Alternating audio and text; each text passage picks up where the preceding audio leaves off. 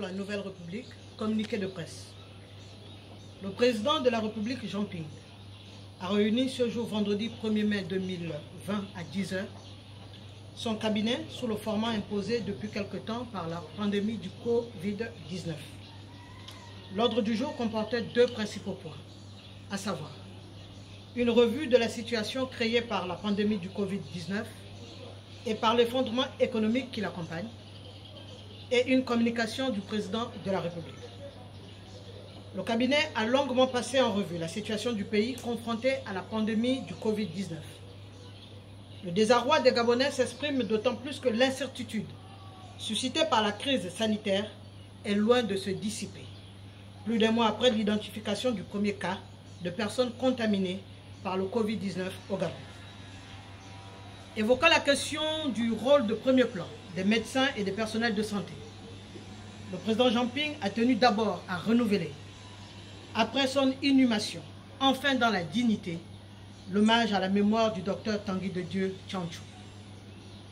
Comme d'autres pays, le Gabon a pu être surpris par l'ampleur de la pandémie du Covid-19 au début. Ce qui reste lourdement préjudiciable pour le Gabon, c'est de savoir le pays sombrer 2 mois après dans un nouvel enlisement d'ordre sanitaire après le naufrage institutionnel en cours et l'effondrement d'une économie qui déjà est dans l'impasse.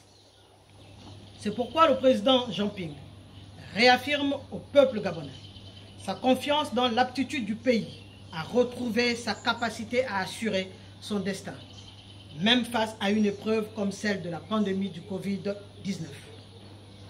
Qu'on ne dise pas aux Gabonais que des solutions n'existent pas. Dans ces conditions, la surexposition, la vulnérabilité des populations face à la pandémie du Covid-19 vient rappeler une fois de plus, une fois de trop, les limites de ce système. Jusqu'à quand? Combien faut-il de morts pour qu'enfin on admette l'impératif d'en finir avec ce régime? Ceci nous remet au goût du jour la justesse de la rupture voulue par les Gabonaises et les Gabonais en 2016.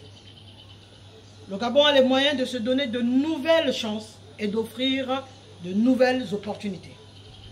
L'obstruction par la répression systématique montre chaque jour ses limites et n'a d'autre résultat que de prolonger le déclin du pays.